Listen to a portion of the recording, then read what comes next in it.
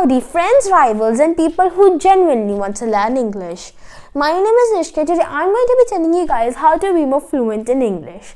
Just yesterday I received a comment asking me how do I feel more confident while communicating in English, and this has been going around me for a while.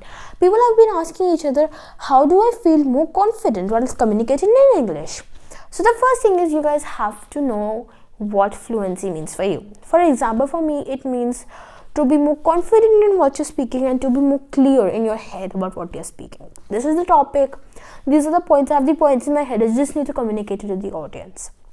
Right, so this is going to be a tried and tested video. I have been testing these points for the last 10 years of my life. Also, this is going to be my first ever long video because I felt like fluency is a topic that deserves a long video. It is also the 1st of January, so a happy new year to all of you guys.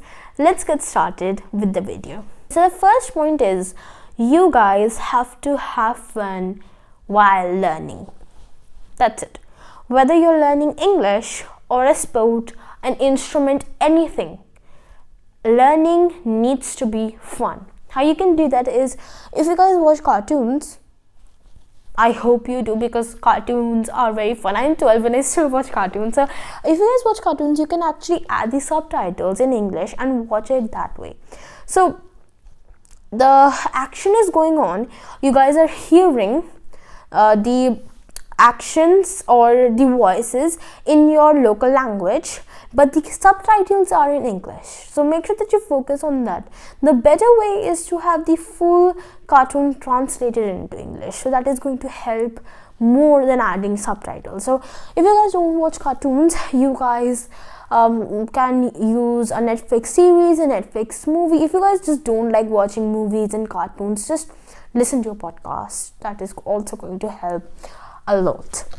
Now, the next thing is to observe the English around you. You shouldn't be digging down deep right now. Just look around you. Feel. So you're listening to podcasts, you're watching cartoons, you're watching a Netflix series. You guys know what mistakes you're making and what the correct way of speaking English is. Make a mental note of that and practice 10 times, 20 times, 100 times in front of the mirror until you get it right. And this is going to help a lot because I did that and I am finally at the level that I am today. The next thing is actually something that I've been doing for a lot. Like in 2020, this is the thing that I did the most: writing, reading, speaking. All of these are connected. These are the 3 things that are included in every single language. You guys have to write, you guys have to read, you guys have to speak. Read, speak, listen. These 3 things you guys have to do, because if you miss any one point, something else is going to suffer. So what I recommend is that you guys read every single day. In the night time, just read. It doesn't matter how much, just read. At least write 1 paragraph every single day. Just write about your day. Just write a diary. Make a diary. Write in that diary every single day. And last but not least, practice, which you're doing right now. Right. So the next thing is, make sure that you guys know that this process is going to take a lot of time. While I was doing my research, I found out that the first suggestion was how to be more confident while speaking English easily and quickly. First of all, there is no easily. Second of all, there is no quickly. When something happens more easily and more quickly, it is not going to work, or even if it does, you're going to forget it after a while, right? So all of these things, they are going to take a lot of time. In fact, I'm going to be 12 this 10th of January, and I have been practicing for the last 10 years. So when I was 2 years old, I started watching cartoons translated in English, all thanks to my mother.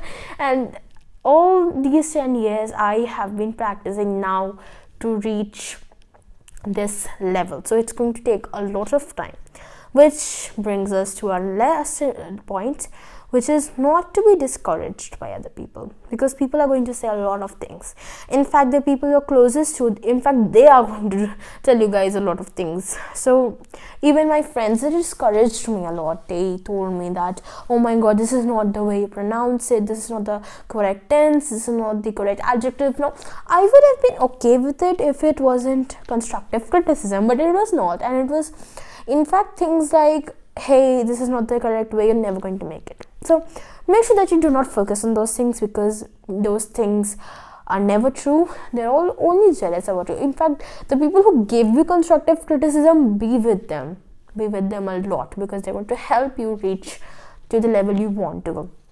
People like these, they're going to humiliate you, but that's okay, because that is going to teach you a lifelong lesson. You know why? Because when you get humiliated, you have this burning fire inside of you that you guys have to prove them wrong, right? So make sure that you bring that fire. So enjoy learning, practice, of course, read, write and speak, and last but not least, don't be discouraged by people. That's all for today's video. Make sure to practice, and I'll see you guys in the next one. Bye.